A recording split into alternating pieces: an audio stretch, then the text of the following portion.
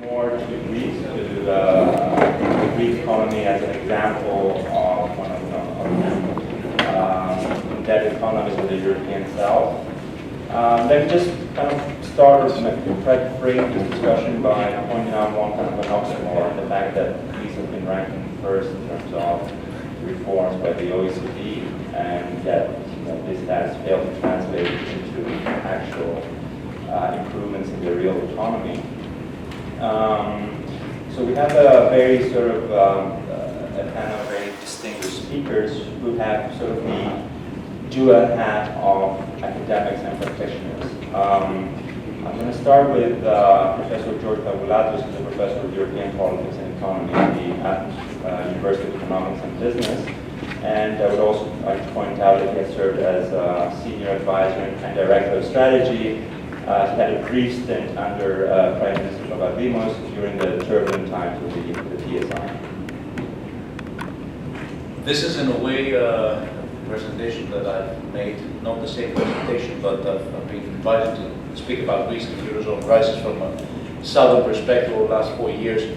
I've done so in many different international audiences, and I like to joke that over the last 4 years, being Greek has been almost a full-time job, going from crisis to crisis, and finally it's become more of a normal part of our identity as the situation seems to be normalizing, hopefully. And what I'll talk about is the lessons from the crisis and try to take a view from Greece and from the South. Now, the first question that needs to be asked is what caused the Eurozone crisis? Where are we now in terms of crisis prevention? What were the main reasons that led to the Eurozone crisis, not just from a national standpoint, but most importantly from a systemic Eurozone standpoint? And what is the current situation? Now, if you look at some of the main variables that one needs to look at, financial instability, no joint supervision were among the most important reasons for the crisis. I remind you that the crisis was not only one of fiscal imbalances, but it was also one of private sector bubbles, financial bubbles, passing from the private sector to the debt sector as the banking system needed to be recapitalized and as extensive deleveraging needed to led to an urgent need for state intervention. There we have had significant progress. The single supervision mechanism, the SRM, the single resolution mechanism, but we're not yet there. We're not yet there because, as we saw yesterday, the pillar of the third pillar of banking integration has not been even attempted, and we have serious gaps with regard to the other two. When we look at public debt and look at the levels of public debt, I think we can clearly say we're worse off. This is not an argument in support of what some people simplistically say, that after PSI and swap and all that, all the attempts that were made to tackle the Greek debt problem, we have a higher debt, and therefore this is a proof that the recipe was wrong. Clearly, the higher debt is a result of mostly the recession, of course, the result of primary budget deficits that were added every year to this result. But looking at the comparative statics, we are worse off if you look especially at countries that don't get into the crisis through the avenue of a problematic public debt situation. Spain went from 60% to 110% debt, Portugal from 90 to 140, Ireland from 70 to 130, and Greece from 140 to around 180. This, however, of course, will be treated through a debt reprofiling that is on the cards. Again, this is just a picture, and I'm not deriving necessarily a conclusion from that, but public debt dynamics and sustainability are a very important concern. Now, with regard to budget deficits, we have had significant improvements, and clearly the countries that ended up in the crisis through the avenue of fiscal lack of discipline have done better. We have also better, more workable institutions at the Eurozone level that are able to prevent future prices from rising, better monitoring, prevention and correction. The SGP has greater teeth. There is emphasis on structural budget balance and so forth. And there is even some greater sense of coordination in economic policies and current account imbalances, with visible improvements that have been part of legislative flows of legislation produced by the European Union, European semester, the macroeconomic imbalances procedure is working. There is a certain convergence with regard to current account balances and so forth. But of course, we are not yet there, as anyone can notice, and the burden of adjustment that has fallen on deficit economies has not been matched by a symmetrical adjustment on the part of the surplus economies. And I would say that as destabilizing as it was for economies like Greece or Spain to have a 15% current account deficit before the crisis, it is equally destabilizing, for example, for Germany to have around 6% current account surplus during these conditions, especially in the sense that it makes the effort of adjustment on the part of the periphery much more difficult to pursue. Lack of crisis resolution mechanism and sovereign lender of last resort. VSN has been established, and of course the bailout mechanisms have been in action, and the banks have been recapitalized, and we have a wave of initiatives and legislation, and there's a new acquis over there, but clearly this is failing to provide a response that will assure markets and depositors and citizens and consumers that there is a credible backstop to any crisis that could emerge. So I would say that we have a very mixed picture overall. We have steps that under normal conditions would have taken decades to have been taken. There's a legislative renaissance and a very abundant flow of policy initiatives, which has been very ambitious, which, however, despite its ambition, has not been up to the task of really containing the crisis. And though the crisis today has moved from the periphery to the core, it seems that the economies in the periphery are recovering.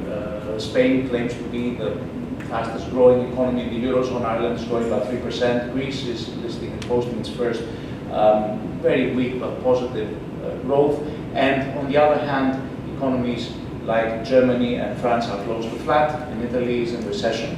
So there is a movement of the stagnation dynamics towards the core. This would be a testimony that the effort of the periphery at least is putting behind it the worst part of the crisis. However, it is also a testimony that the crisis is still with us with regard to the dangers, stagnation dynamics and recession dynamics, dangers as to the socioeconomic implications, the levels of unemployment, and of course the dynamics of debt, both public and private debt.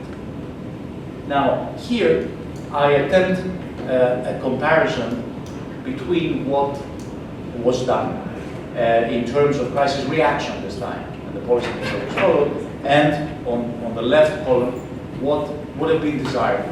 So I do not mean to suggest that the Eurozone was ready to apply any of the things that I mentioned on the left, that are listed on the left column.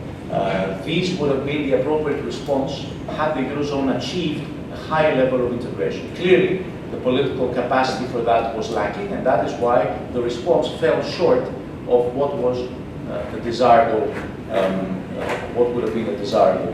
But if you juxtapose, you can see the weakness in almost every single policy area or every single policy issue. What should have been done in terms of monetary response by the ECB we should have seen a more aggressive monetary easing by the ECB.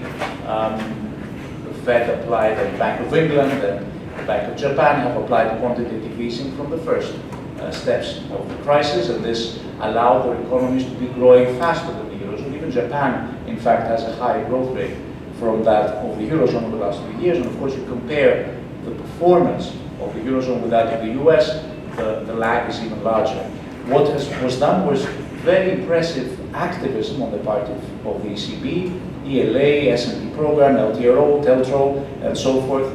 A number of very remarkable initiatives, which were even more remarkable taking into account the rather conservative credentials of ECB monetary policy orthodoxy. But the result is that interest rates have ended up being relatively higher than other central banks.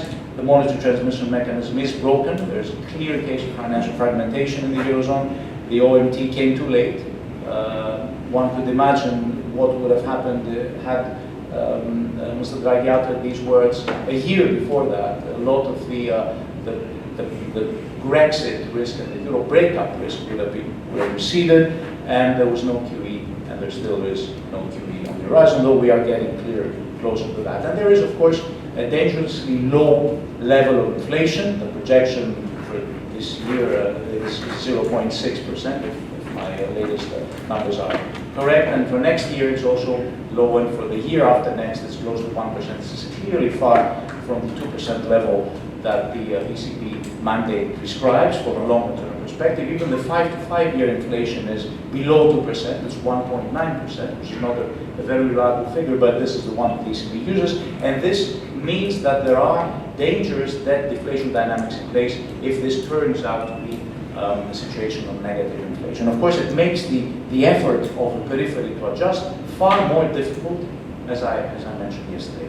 The second thing was to address the fiscal imbalances by applying fiscal consolidation.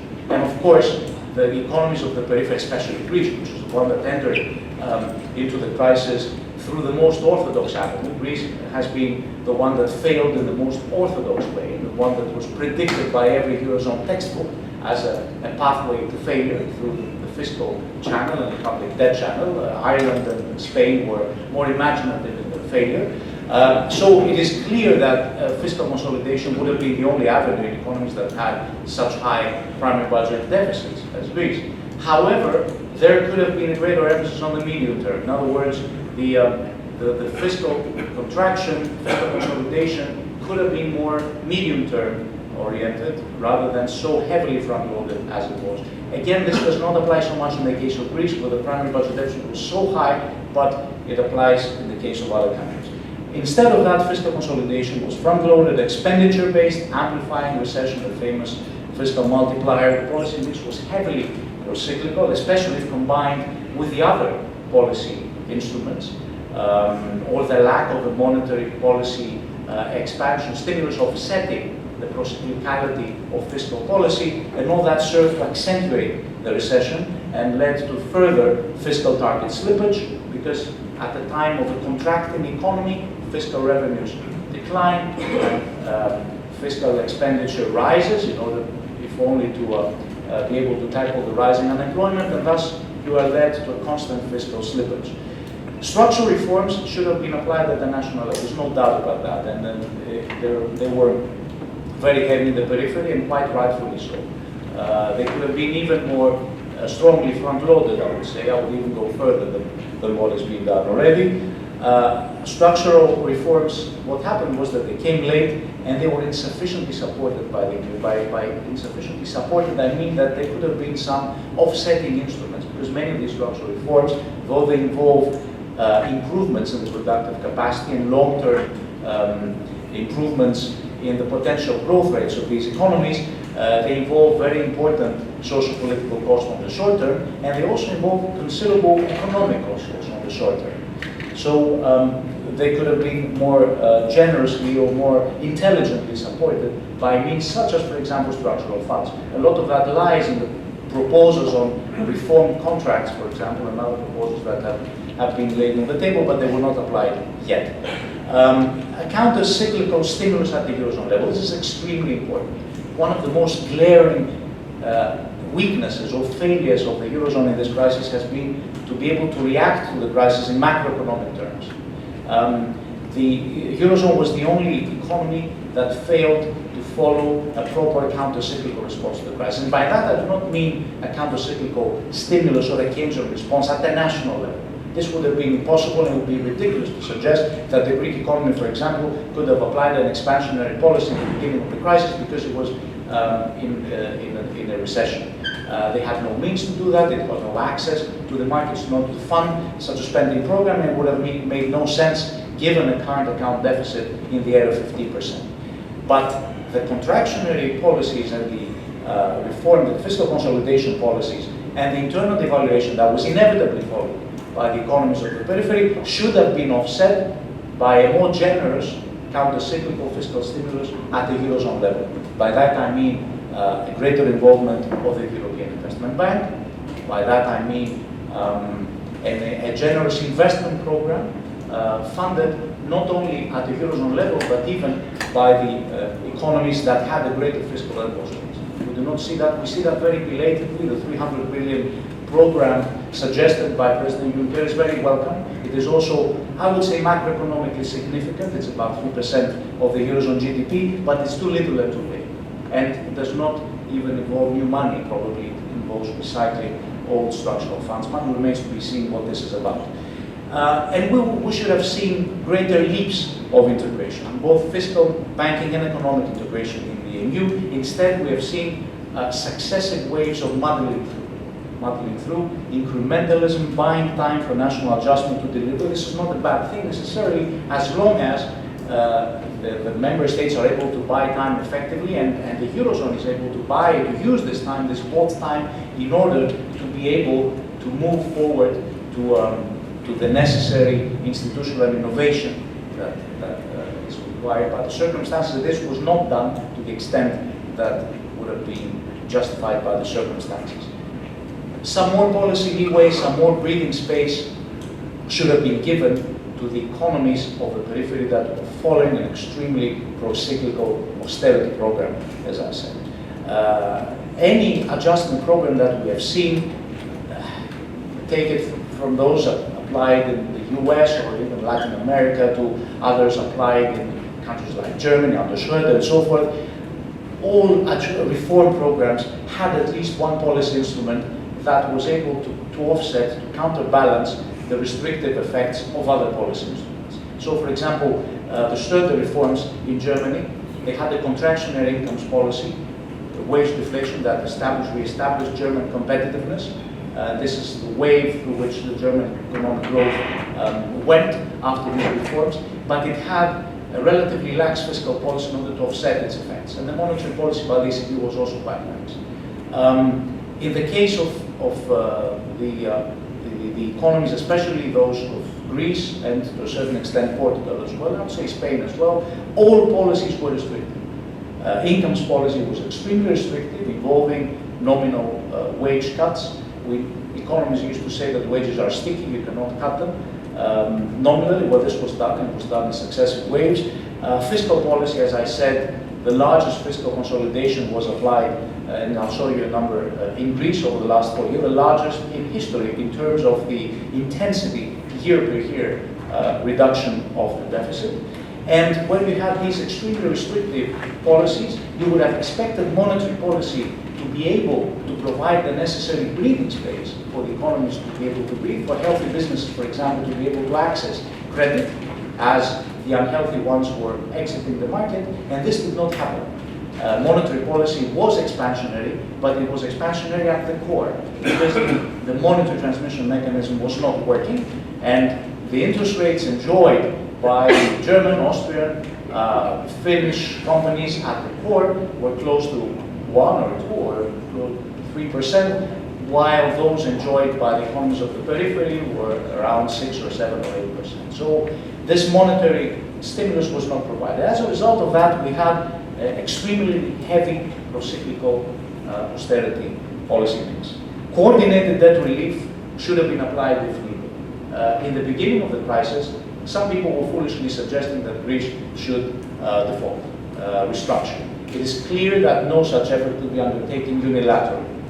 However, there were more serious proposals being made regarding a reprofiling of the debt. What was in fact applied, but it was applied with significant delay. This would have averted perhaps the crisis from turning from a liquidity crisis to a solvency crisis.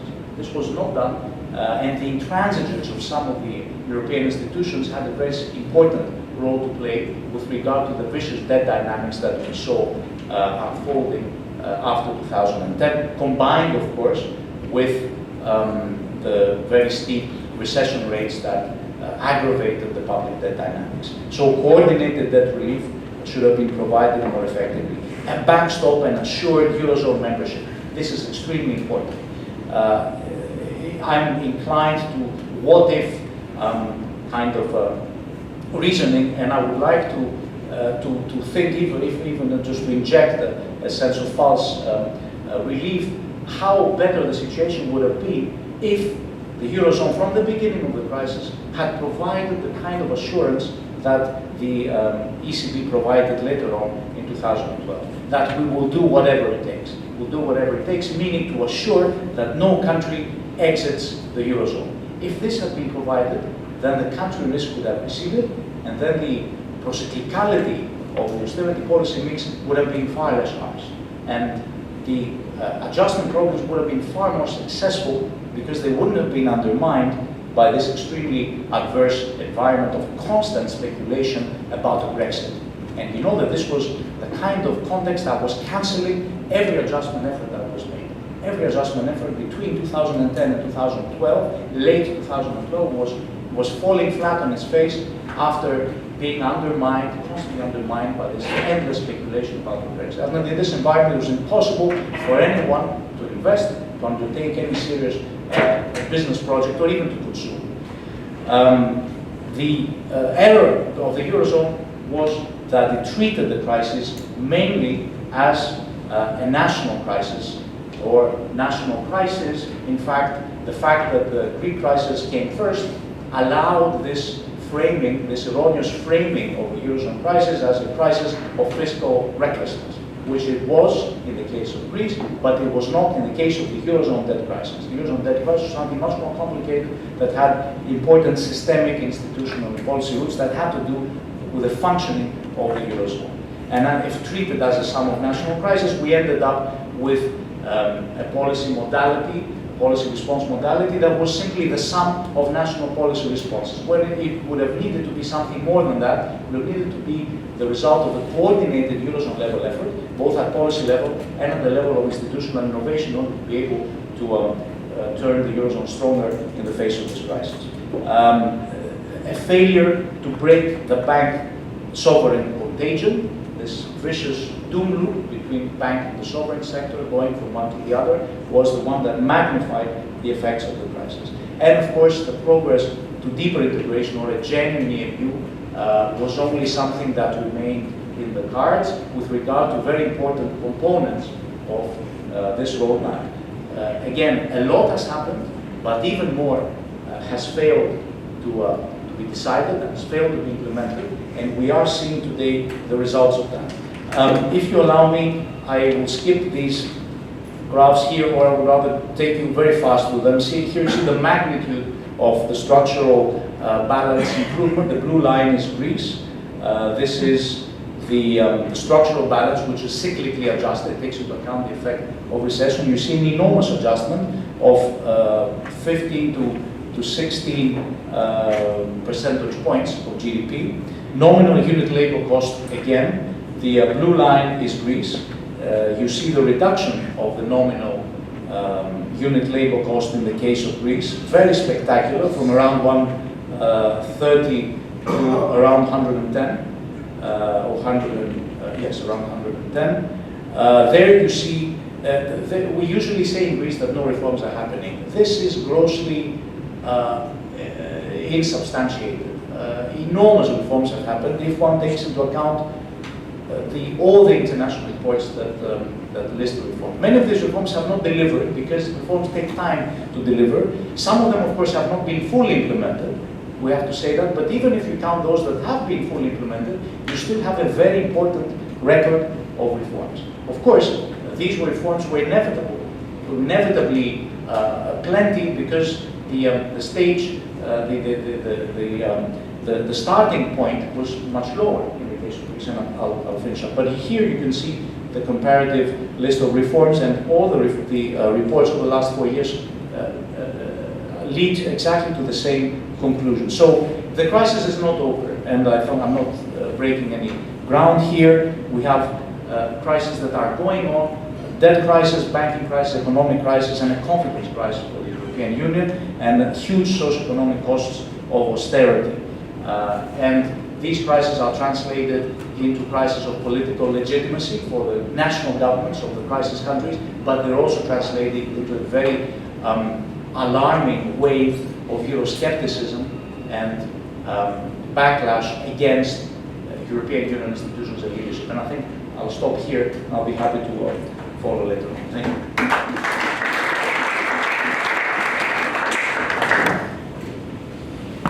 Thank you very much, George. Let's move on to Professor Panos Tsakloglou, Professor of Economics at the Athens University of Economics and Business. And up until very recently, he was the chairman of the Council of Economic Advisors of the Greek government. Great. I hope you enjoyed very much the... How can I get to the stick? Right. I hope you enjoyed very much the talk of George Pagoulatos, because you will have one of the same. The effort was uncoordinated, and several of my arguments are extremely similar to the ones of George. Let me just give you an outline of my talk. First of all, I will start with some facts. I interpreted the invitation, what lessons can we learn from the Greek crisis, indebtedness, austerity, and growth in a southern economy. First of all, I'm trying to say something that is more general, does not affect only Greece, but several other countries too, and then to focus specifically on what can we learn from the Greek crisis as such in a general framework. In other words, what can we avoid perhaps in a future crisis if we learn from past mistakes. First of all, I will start presenting some facts, then I will move to what I mentioned before, the general picture, that is what history and theory tell us. Then I will draw attention to 5 specific Greek lessons about the role of the Union Labour Corps in a monetary union. Perhaps this is where I will disagree with Sotiris, I don't know, is he around today? The second one is what I entitled, do your homework when the times are good, because in economies we have ups and downs. There will be some things about the policy mix, and I will focus on 2 things, expenditure cuts or tax hikes. Second, on structural reforms. I will move to the necessity or not of haircut, and I will finally stress the importance of inappropriate statements on producing economic events that may be devastating. Let me start first of all with the developments of the Greek economy. The Greek economy, for the 15 years before the crisis, was growing at a growth rate that was substantially higher than the average of the European Union. On average, this growth rate was 1.5% higher. However, this was a model that was based on consumption and borrowing, as the crisis demonstrated. We talk all these measures and so on. Something that is not emphasized sometimes in the literature is the magnitude of the Greek crisis. In order to find a country with a contraction in output that cumulatively approximates a little more than 25% of GDP, we have to go to, there's no other example of a developed economy after the Second World War. We have to go to the Great Crisis, and again, in the Great Crisis, there is only one or perhaps 2 countries that approach these levels. The United States, John Steinbeck, the grapes of wrath and so on, and also Germany in the pre-Hitler era. And of course, this was accompanied by a huge increase in unemployment. Unemployment at its peak approximated almost 29% of the labor force.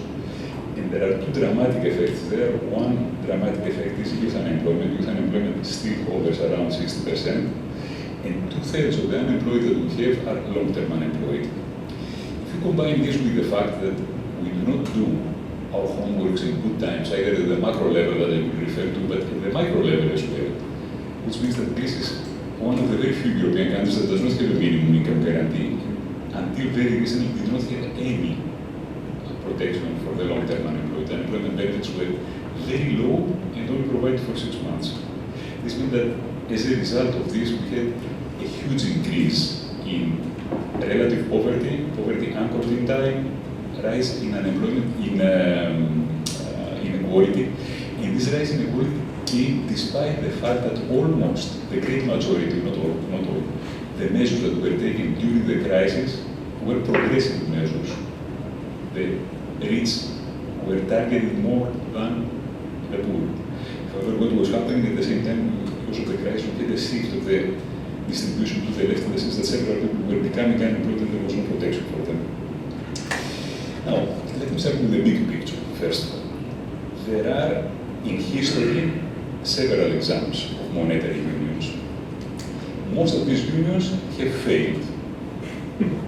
What are the characteristics of the unions that have survived?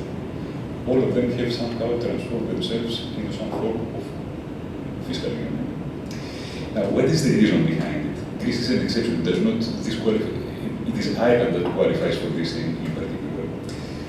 In order to have common monetary policy, this means that you must have what economists call, you must be in what economists call an optimal currency area, basically to have the same business cycle across countries. Otherwise, the monetary policy that will be applied to a particular country that is in recession, that needs to be expansionary, is quite inappropriate for an economy that at that time may be in an expansion.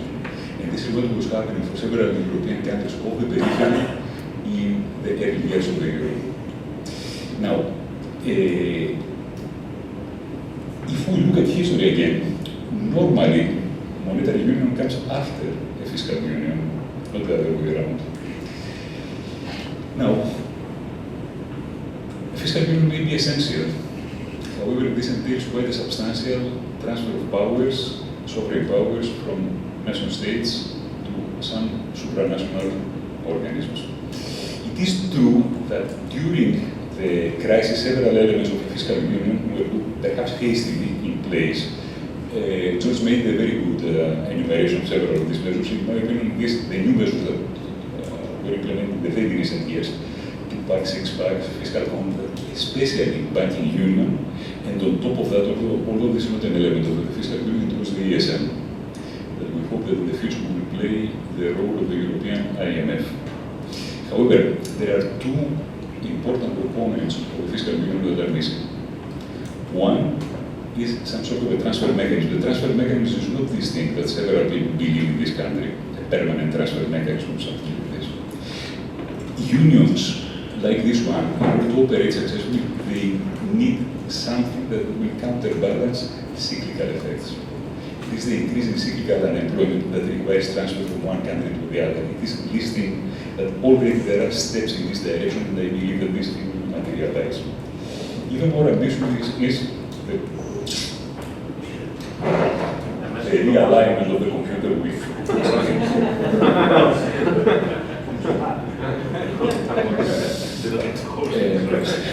you see, I'm well known for my clumsiness. An accident happens and I do not cause it, I feel really embarrassed.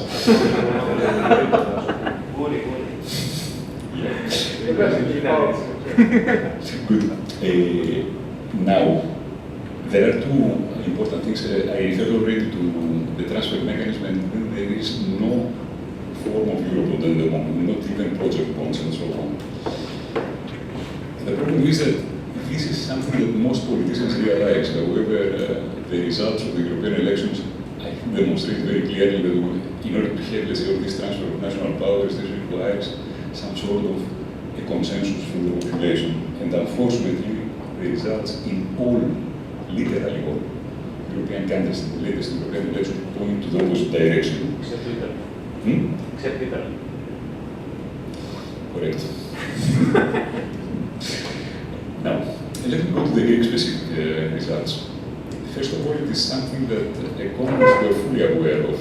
It was about the role of the unit labor cost in a monetary union. If you are not in a monetary union with another country and you have a current account deficit, this means that sooner or later there will be depreciation that will increase the price of the imported goods and will decrease the price of the exportable goods. If you are in a monetary union, you do not have this instrument. And if this monetary union is also accompanied by free flow of capital between countries, then there is basically one instrument that we have at hand. What is this? This unit labor cost. Unit labor cost is not nominal wages, it is something that is adjusted for productivity. In Greece, we read it quite wrongly, this thing. And what you can see there, this is a figure that Pagoulatos mentioned before. I do not know whether it was relative effect exchange rate. I think it was that one.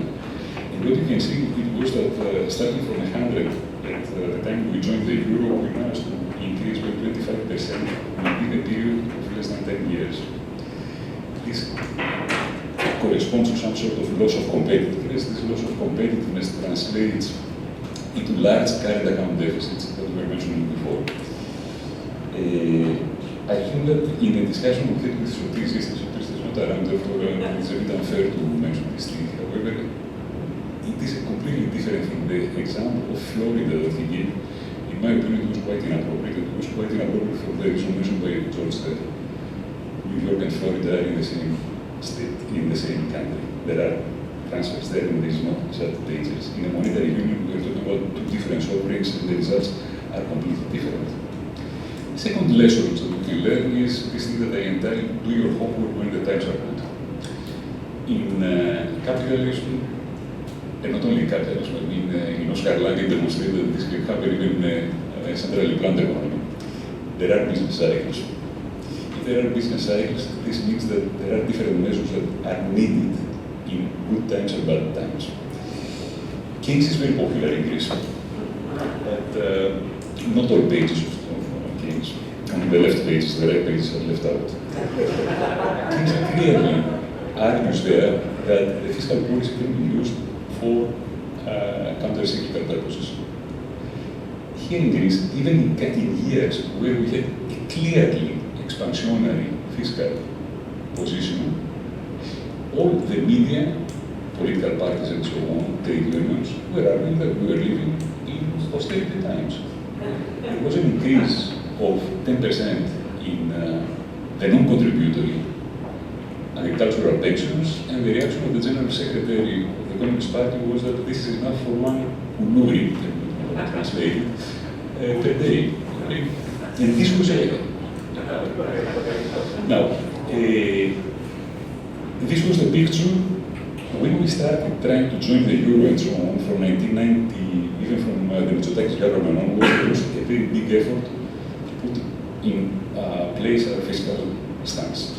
The important line is the top one, the black one. It is the primary. The primary balances. This means that whether you increase or you reduce the absolute level of your debt. But we can see that until the early 2000s, indeed we were producing primary surpluses, and in the years before the euro we were producing sizable primary surpluses. After that, however, this process was reversed. And in fact, in 2009, we ended up with a situation of a 10.5% primary deficit. This is a picture you can see not in a country that comes out of a galloping growth, but in a country coming out of a war. That was the situation there. This was even more difficult because Greece was not Spain or Ireland to start from a low basis of debt. Our basis, when we started all this process, was already of a heavily indebted country. The third lesson, the 3A and 3B that I will mention there, in my opinion, are kind of controversial. There is something that has been emphasized quite a lot in the Greek public discourse, that there was a very good article in Vima newspaper a couple of days ago by two very good colleagues of mine, Apostolis Philippopoulos and George Economidis. They were arguing that we needed to emphasize more on expenditure measures and so on. Why they argue that expenditure measures are preferable to tax measures? Because expenditure measures you control directly. I know that I will cut your salary by 100 euros, that's it. On tax rates, you affect your behavior. Therefore, when I'm saying that you consume, let's say, 100 of a particular commodity and you put a 10% tax, this does not mean that your consumption will remain 100. Maybe 90, maybe 80, or something like this. And as a result, there is literature. However, the literature is not unanimous in its verdict. Most of the papers, however, argue that it's better to have expenditure cuts rather than tax hikes. What you can see from the measures taken during the Greek program, and we're talking about heavy measures. All the measures taken together amount to 30% of GDP. We're talking about a huge contraction. They're almost equally split. It is true that there is some preference for tax increases in the first years of the program, but however, even then, the expenditure cuts are quite substantial. It is true that the economy stabilized in 13 and 14, where more emphasis was put on expenditure rather than tax measures. However, I do not think that the verdict is overwhelming in this case. The second story is a story about structural reforms. In my view, the true cause of the Greek crisis was lack of structural reforms. We were reforming quite a lot until this annus horribilis 2001, when we tried to do a bold reform. Bold by the standards of that time. It was the pension reform. The country, it was literally paralyzed. Several times we are using this one in television, broadcast and so on. The country will paralyze tomorrow, but nobody's on strike. However, at those times, remember it, indeed the country was paralyzed. This was as a signal, acted as a signal, and effectively the reform program of the Greek economy was abandoned. As a result, Greece entered the crisis from a very low basis. However, it is grossly unfair to argue that there have been no structural reforms. George showed you some pictures there. I'm afraid I will repeat two of them. The first one is, let's say, if there are several organizations that are measuring the effort of various countries. OECD is the best organization. In the period 8-11, Greece was by wide margin the best economy. We're talking now about the delta, not about the level. Again, the same thing in 11-12, and especially so if you were adjusting for the difficulty of the reform. And 2 days ago, we had the release of the new Way for Growth report. This time, apparently, some countries have complained there, and instead of producing country results, they have a group of countries' results.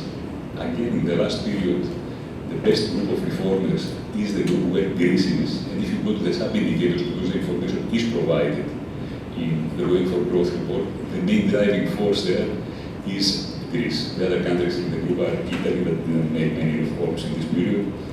Portugal, they did. Slovenia, very few. Spain, some. Now, the penultimate point that I would like to stay on is about haircuts. Was a haircut necessary and or inevitable? No clear verdict at the end. In my opinion, it was inevitable. It was inevitable not so much because of the level of the debt, but of the dynamics of the debt. 10.5% primary deficit, in order to contain it, takes quite a long time. Even in Greece, with so many measures and so on, we were only able to contain it after 4 years. Therefore, some sort of a haircut was inevitable in my opinion, and this was the advice of the IMF straight from the beginning. However, this was anathema both to the then government, the then central bank, the then and now chancellor, etc., etc. Therefore, this idea was abandoned at that time. Something that we know from the experience of several countries is that if you eventually go to a haircut, normally this haircut is far more severe than the one that we would have had if it was at the beginning of the program. However, there is something we should not ignore, that having the haircut later on gives you incentives to perform, go on for reforms and so on. Finally, the two things that, in my opinion, these were the factors that contributed to the severity of the Greek crisis. Not, I repeat, not the fiscal multipliers and all these liters of the first middle growth. If you go back to the first review report of the Troika, you will see a report that is unlike all others that we had since then. It is a report full of exclamation marks. The Greek government at that time took the fiscal measures very swiftly, implemented some of the boldest reforms, including the reform of the pension reform and so on. And as a result, if you see at the graph there, the huge spike in the spreads, it was just before we got into the program. People knew that there was a possibility that we would not be able to repay a big bond that was at that time. As soon as we got into the program, there was a drop in the spreads. After that, because of demonstrations, etc., started going up to the time that we had the publication of this report. And people saw that, the reforms were implemented. Just to give you some idea, the drop that is close to the end corresponds to 300 basis points. In order to have a corresponding drop in recent years, after the spreads went up to 50% and so on, it took us a little more than 12 months to achieve this thing. Now, at that time, we had the famous or infamous Deauville Declaration. What was the substance of this declaration? Was it illogical? Well, in my opinion, it was perfectly logical. What it says is that if there is, let's say, some sort of a crisis, it is not a problem only of the debtor, it is a problem of the lender as well. However, until that time, everybody believed that all countries will respect the obligations, etc., etc. This was a shift in the paradigm. The timing was the most inappropriate one. Even though the reform process was continuing at that time, Greek spreads started rising immediately. All banks, especially foreign banks that were holding Greek paper, were trying to get rid of it, and this had devastating effects. This led to some extent to the intensification of the fear. This is my last transparency of the fear of Brexit. If you are in a monetary union and not even your central banker, and the central banker at that time, of course, was not George Pagoulatos, it was Annual Chania, does not make specific statements of under any circumstance, whatever it takes, Greece will stay here. You have ministers of several countries talking about, well, I don't know whether it is possible that some old countries will remain in the euro and so on. What is the rational result? I mean, in several instances, when I'm talking to investors, they tell me, oh, how strange it is that the Greek banks lost 1/3 of their deposit base. My reply there is that the real surprise is that the Greek banks managed to retain 2/3 of their deposit base. If you know that these glasses that today you can buy for 100, tomorrow you can buy for 50, do you do it? No, you do not do it. You postpone all the investment decisions, consumption decisions. You have a capital flight like the one that we had there that intensified during this time that there was, let's say, all this speculation about Brexit and so on. And all this discussion about Brexit, this was the discussion that had a devastating effect that led to the derailment of the Greek economy and eventually exposed to the fiscal multipliers that turned out to be wrong. This is it, and thank you very much for your attention.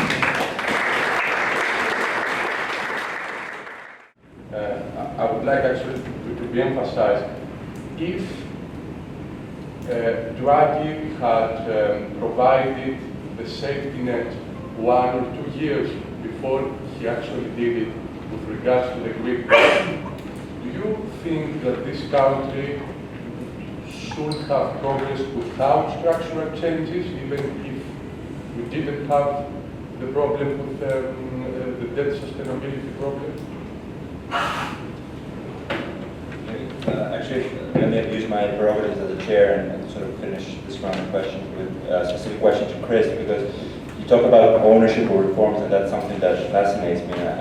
Actually, I use the word intrinsic motivation for reform in the paper about this. And I guess the question is, how do you expect sort of politicians to gain full ownership when there is no end in sight, right? When the signals that they get from the Commission is that they're in it for the long haul, right? And their sort of political horizon, as you know, is a maximum of 4 years, right? So how do you expect them to implement reforms that will, create benefits in the very long term, while the political costs are very short, very, very high and very short term?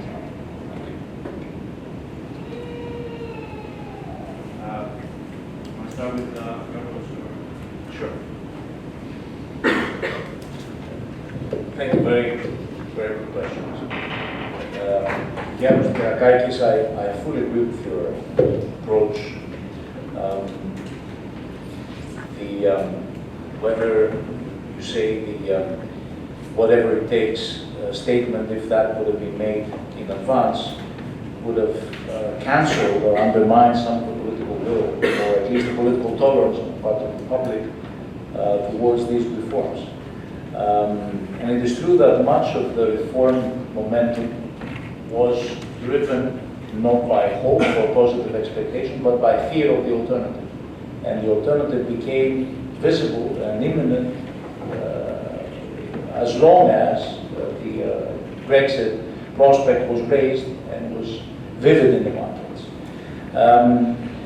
My statement was not a normative point that I was to make. It was a positive observation that though politically it could have operated as a moral hazard to have participation in the euro assured, regardless of whether you do reforms or not. Clearly, we have a weak government system that operates more effectively under external constraint. I would say that almost all countries, all democracies tend to be like that, but weak governance systems tend to be like that even more so. And the reform inertia of the past does suggest, even in extremely important and explosive areas of reform, such as pension reform, does suggest that the external constraint is the most important factor behind creating the momentum towards highly unpopular reforms.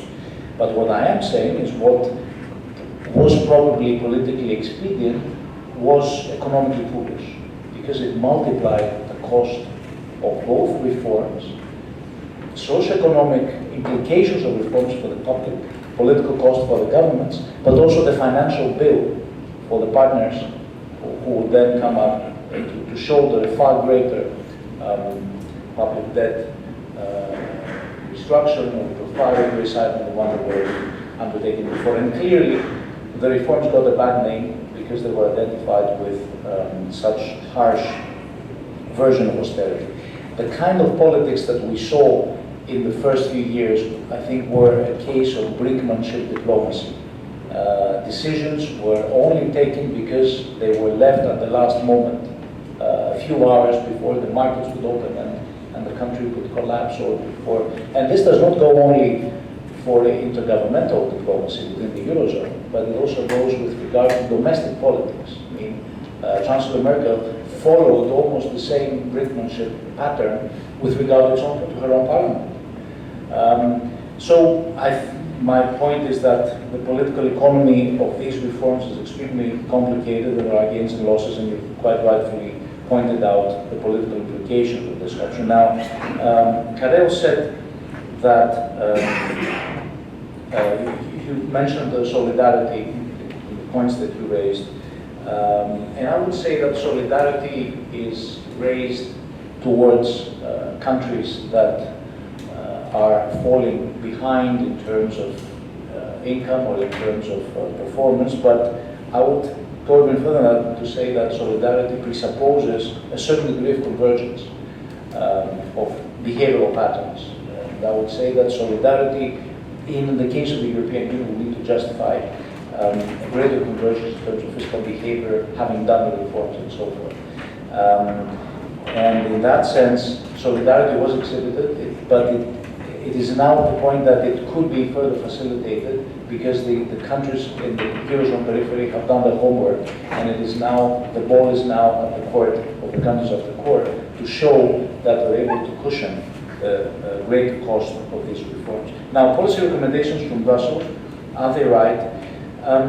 There's, I would say, an excessive emphasis on austerity, and some of the reforms that are promoted at times tend to be kind of redundant. But the most important element, I think, characteristic of the policy mix that is promoted by Brussels, and in general the Eurozone policy mix, is that it suffers a serious composition fallacy, meaning that some of these reforms are individually good and necessary, but altogether as a sum, they could create negative effects. This comes close to the notion of unintended consequences that it raised. Then I would say that overall the way in which the Eurozone has treated this crisis has been a glaring case of a fallacy of composition. Because the sum of separate fiscal consolidation programs altogether creates an extremely adverse macroeconomic environment of a shrinking European economy, which ends up undermining the fiscal consolidation programs that have been attempted in order to correct the macroeconomic problem. And this is a clear case of a fallacy of composition conceptually, and I think it is demonstrated in various occasions, various examples of what comes out of Brussels in general. I'm making a gross generalization here. Kyriakos Papadakis, I fully agree. I fully agree with what you say. I do not believe that in the Greek case, in specific, the Greek case, because the Greek case is, Greek public debt is out of the markets overwhelmingly, so the stock of the public debt, percentage of GDP, is not the figure you should be looking at. It is the debt servicing cost, it is the annual cost of servicing this debt. This has to do with the length of maturities, has to do with the level of interest rates. It's extremely important that the great majority of the public debt is outside the markets, which means that this interest rate will be fixed. And if the GLF interest rate is also fixed at the level it is now, I think Euribor plus 50 basis points. If it is fixed rather than follow the fluctuations of the Euribor, this will help even further. So it is very important what the composition of this debt is, what the structure of it is, and that is why I do not agree with the political statements, some from the political party on my left, that the public debt needs to have a haircut. I mean, obviously, it would be better to have it cut than not to have it cut. But the important thing is what political capital we have to waste in order to do that. And in this case, since the public debt is not in the markets, I believe that Greek public debt is, after the reprofiling that is certain to occur, reprofiling, okay, is more sustainable than that of Italy, for example, which is in the markets, and which is suffering a very prolonged stagnation that has worsened the public deterioration, then it is look at the public debt in Japan, it's about 200%, but the fact that it's domestic means that it is less vicious in its dynamics compared to others. So you have to look at these particular features, and that's why I believe that the reprofiling, under the most generous terms, would be an effective way to confront it, but it should also be assisted by a very important investment stimulus by the Eurozone in order to look at the denominator of the public debt and allow for a greater GDP growth. Because one of the slides that did not show is that the disinvestment that has occurred, the loss in terms of gross capital formation in the Greek economy and the Eurozone over the last 4 or 5 years as a result of very harsh fiscal cuts has been enormous. And this is undermining the productive capacity and the growth potential of the Greek economy. And this can only be offset in a time of greater fiscal austerity by a generous investment push on the part of the Eurozone. So this should be part of the debt agreement because it's extremely important as regards the debt dynamics.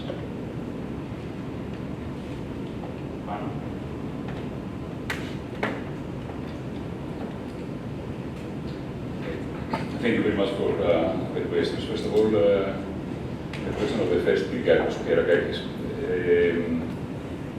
Regarding tax cuts, a more general theoretical kind of a thing, and this makes me a bit skeptical towards this new proposal of Alessina and the quote of the tax cuts are effective when they are permanent. If you announce that they are for a limited period of time, they have an effect that is substantially tangent. They provide a stimulus, but I do not know how far it can go. Regarding your specific questions to me as to whether more expensive cuts in the earlier phase of the program was feasible or not, economically there was quite a lot of fat to be cut. Politically, I do not know whether this was sustainable. And in fact, some of the cuts, and this is one of the things that rarely is being mentioned there, were counterproductive, not in the sense that they shouldn't have been undertaken, but they had negative effects. I can give you an example. Among the cuts that were implemented, were the cuts in these outrageous kind of benefits that in the tax office were received. As a result of this, there was a wide strike. If you see what was happening at that time, we were talking about the first year of the program, there was a real revolution. Everybody was asking for a receipt everywhere. However, the taxmen were not going to check, to audit all these small firms, and as a result, there was a decline in tax revenues there. Something we wouldn't anticipate. I do not mean that they should have blackmail, let's say, and stay where it was, but politically there were adverse effects. Regarding the question of Karel, in my opinion, a country with the credentials of the Greek economy in 2009, there was, to avoid a recession, and in fact a deep recession, it is a pie in the sky. With so huge a primary deficit that we had at that time in the budget, we were obliged to take measures both in the side of expenditures and in the side of taxes. The effect would be recessionary. The question is, was it necessary to be as severe as it was? Absolutely not. The main factors, in my opinion, were not fundamental mistakes in the design of the program. There were mistakes. However, in every program there are mistakes. The main factors, however, that contributed a there were these factors that I mentioned before. Statements that were creating events. Deauville was the first one, and especially Brexit. This Brexit had devastating effects by any account. Postponement, abandonment of investment decision, postponement of consumption decision, capital flight of a huge scale from the country and so on. Also, something that did not help, it was this thing that George mentioned before. When do austerity policies work well? When I'm doing austerity policies and you are doing expansionary policies. If everybody is doing austerity policies, then we are going to a Hoover type recessions that it is very difficult to get out of.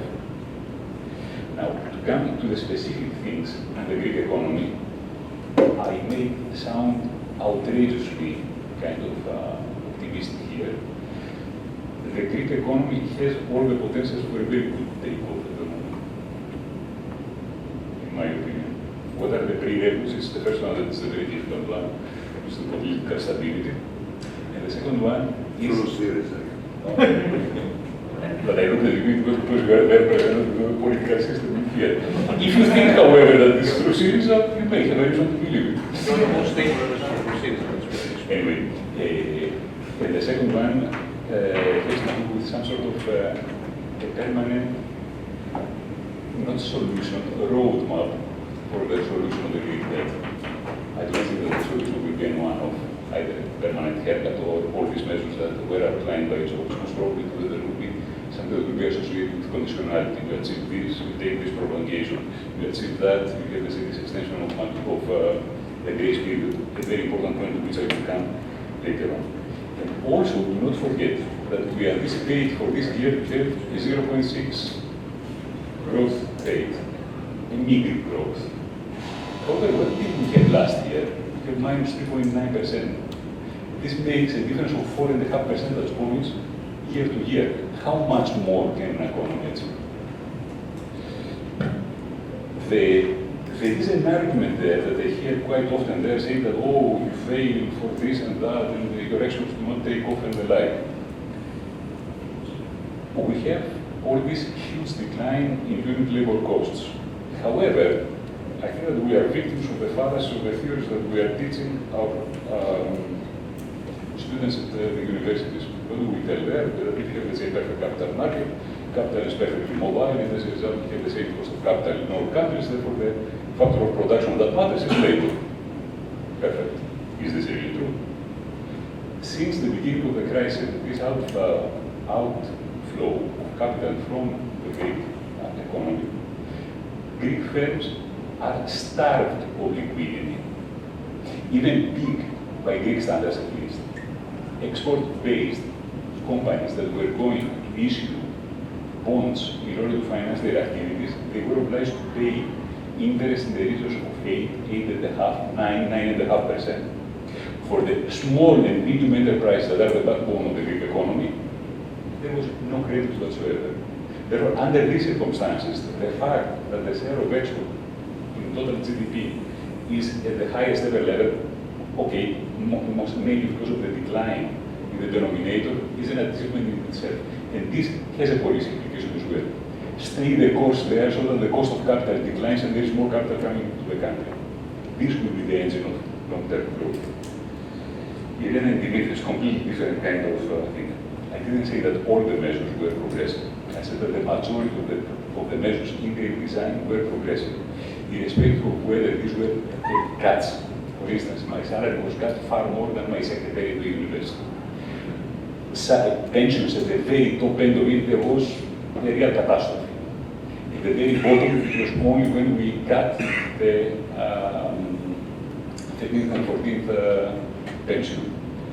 Likewise, indirect taxation. The increase in VAT in the basic rate, it was 2 percentage points. In the higher rates, it was 4 percentage points. In the income scale, all this solidarity and so on, it was graduated, etc., etc. So many other measures that were Let me finish. That's precisely where I was going now. Let me just start the last one. The last one, it was, and this was the result of one of the studies that is produced especially by the OECD. multi-disciplinary as a regressive tax, the real estate taxation. However, the calculations are wrong. The calculations were done by a good friend of mine from my department, so they were wrong because he was taking into account only taxation on owner-occupied accommodation. If I was the owner of other dwellings, this was not taken into account because the information did not exist in the data set. And we all know that this is a progressive kind of a schedule. One of the things that turned out to be a regressive policy, of course, it was, let's say, the abolishment of the tax threshold. Several other things regarding, let's say, for instance, the cutting minimum wage and so on. Of course, they were regressive, there's no question about it. Now, the overall pattern, however, was dominated by another effect. What was the dominant effect? It was the increase in unemployment. Increase in unemployment in a country that did not have a minimum income guarantee scheme, and there was no protection for the long-term unemployed, meant that all of a sudden there was a very, very large share of the population that had a dramatic decline in real incomes. Now, as a result, there was a very big shift in the composition of the pool. In the past, in the Greece, it was the so-called Mediterranean welfare model. Normally, we have, let's say, a family that is far stronger than what is in the south. And this internal redistribution of resources, as a result, even in the good times, when Greece was the second fastest growing economy in the European Union after Ireland, Greece, even at that time, had the highest unemployment rate for the youth. Why was that? Because it was a typical case of insider-outsider market. Youth and women were suffering. People like me, old-age men, for them unemployment was even below friction unemployment. Okay?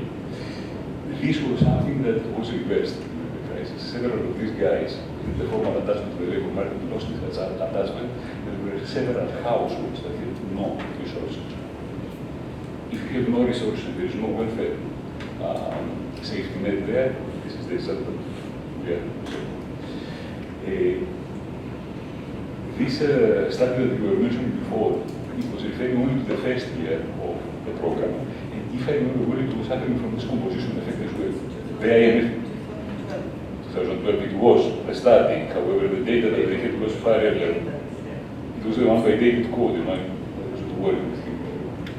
Anyway, but the outcome of the overall, if you do a decomposition of the effects that we have there, the design of the measures overall, it was progressive one. Design plus unemployment and what happened after that was a clear regressive. Because one more thing that is very important, all these things take into account relativities. If we take into account absolute standards of living, because it was such a huge movement of the distribution to the left, if you take anchor poverty rates, they are far worse the situation than out there. And finally, to the question of Nikitas, on the first part of the question on debt sustainability, I absolutely agree with George. Just one thing that is extremely important. I also believe that the solution, if you look at the history again, the solution of the debt crisis does not come from the numerator, it comes from the denominator. It is extremely important in these new negotiations to take into account not only the prolongation, but also the extension of the corresponding extension of the grace period, to give us a lot more of a breathing space, so that when we start repaying, interest payments and amortization, we must be in a far better position in terms of numerical speaking. And I think we want to leave a few minutes to first respond because we promise to derail the brief reform program. Thank you, friends, for being here. One promise we give you only, that we will visit Chania again next year.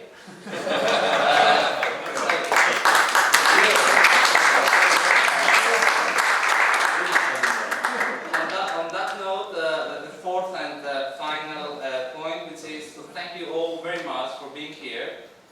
We hope you enjoyed it as much as we did.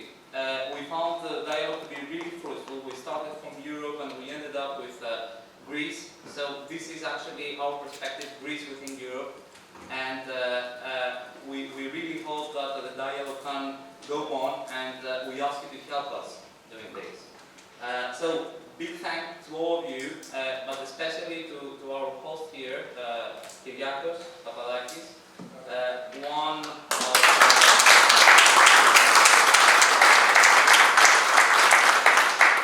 the Chianti Beach Resort.